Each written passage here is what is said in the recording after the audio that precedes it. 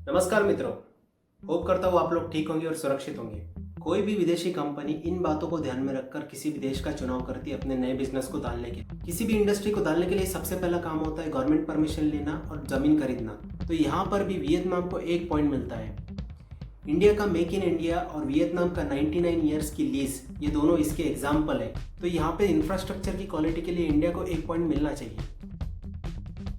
अगर हम लोग डिमांड की बात करें तो इंडिया दुनिया का दूसरा सबसे बड़ा डोमेस्टिक मार्केट है चाइना के बाद में, और वियतनाम 26वां। अगर इंटरनेशनल डिमांड की बात करें तो साल 2019 में इंडिया ने 320 बिलियन डॉलर से भी ज़्यादा का एक्सपोर्ट किया था, जो उसके जीडीपी का 10% हिस्सा है। और वियतनाम ने 145 बिलियन डॉलर से भी ज़्यादा का एक्सपोर्ट किया था, जो उसके पूरे जीडीपी का 40% से भी ज़्यादा का हिस्सा है। तो डिमांड के मामले में भी इंडिया को एक नंबर जाता है।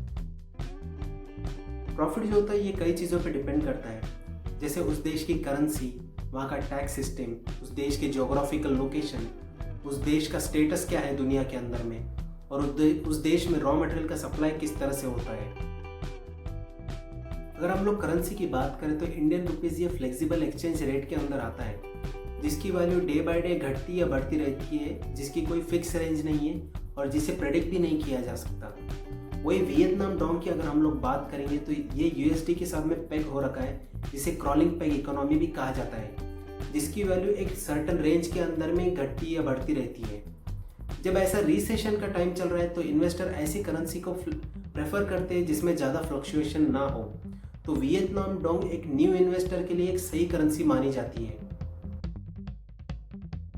अपने ओल्ड टैक्स सिस्टम को रिफॉर्म करने के लिए इंडिया में हाल ही में जीएसटी लागू किया गया, जिसका इम्प्लीमेंटेशन सही से नहीं होने की वजह से इंडिया में जीडीपी ग्रोथ रुक गई। इंडिया में जो कॉर्पोरेट टैक्स का जो स्लैब है वो 25% के करीब आता है, जबकि वियतनाम में सिर्फ 20% के करीब होता है। इसके अलावा कई और ऐसे टैक्स बेनिफिट है जो वियतनाम में इन्वेस्टर को ज़्यादा मिलते हैं compare to the India.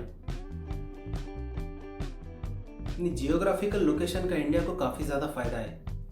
India world का 60% हिस्सा बेटर कवर करता है वियतनाम के कंपैरिजन में, और आप इसे मैप में देख भी सकते हैं, जिसकी वजह से ओवरऑल जो एक्सपोर्टेशन का कॉस्ट है उसके अंदर में काफ़ी ज़्यादा डिफरेंस देखने को मिलता है इंडिया के और वियतनाम के अंदर में। दोनों ही देशों का दुनिया में एक अच्छा नाम है और एक अच्छी पोजीशन है। लेकिन अगर हम लोग एफटीए की बात करें, एफटीए यानी फ्री ट्रेड एग्रीमेंट, तो इंडिया के पास में अलग अलग 42 एफटीएस हैं और वियतनाम के पास में सिर्फ 20। और यूएस ने वियतनाम को मोस्ट फेवर्ड नेशन का दर्जा दिया हुआ है, जिसकी वजह से यूएस और यूएस अलाइज मार्केट में वियतनाम का प्रोडक्ट काफ़ी इजीली ट्रेड करता है कंपेयर टू द इंडिया। इसलिए यहाँ पर दोनों देशों को एक एक पॉइंट मिलता है। फिलहाल के लिए इंडिया और वियतनाम की काफ़ी सारी इंडस्ट्रीज ऐसी है जो चाइना पे डिपेंड करती है पूरी तरह से रॉ मटेरियल के लिए। चाइना से आने वाला रॉ मटेरियल वियतनाम में काफ़ी जल्दी आ जाता है compare to the India.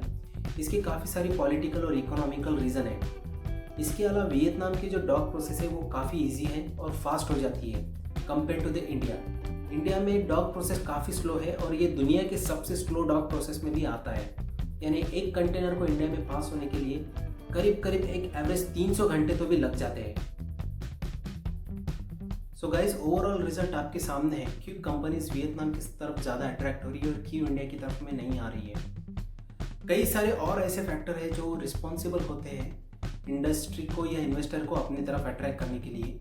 Video की लेंथ की वजह से मुझे सारा टॉपिक कवर करते नहीं आया है, पर डेफिनेटली हम लोग इसके ऊपर कभी एक और वीडियो बनाएंगे और पूरा टॉपिक कवर करने की कोशिश करेंगे। अगर मेरे ओपिनियन की बात करें तो मैं कहूँगा कि अभी लोहा गर्म है, इंडियन गवर्नमेंट ने उसके ऊपर हथौड़ा मार देना चाहिए। दुनिया का भी चाइना के ऊपर में काफ़ी गुस्सा है और कई सारे ऐसे देश हैं जो अपनी कंपनीज को वहाँ से निकाल रही है।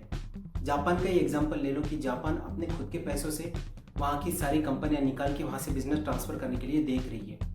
ऐसे टाइम में काफ़ी सारी इन्वेस्टमेंट करके अलग अलग स्कीम दे के फॉरेन इन्वेस्टर को अपनी तरफ अट्रैक्ट करना चाहिए गवर्नमेंट को, जिसकी वजह से जो 2020 और 21 का जो रिसेशन आने वाला है उससे हम लोग एटलीस्ट थोड़ा तो भी ऊपर आ जाए, या फिर उससे हम लोगों को थोड़ी सी तो भी राहत मिले। इसके अलावा गवर्नमेंट को एजुकेशन और हेल्थ के सेक्टर में भी काफ़ी काम करने की ज़रूरत है, जिसकी वजह से लॉन्ग टर्म में अगर फॉरेन इन्वेस्टर को हम लोगों को टिकाए रखना है या अट्रैक्ट करते रहना है तो इसके ऊपर में हम लोग काफ़ी हेल्प मिलने वाली है। So that's all guys, hope करता हूँ आपको ये वीडियो पसंद आए होंगे, जानकारी पूरी समझ में आएंगी।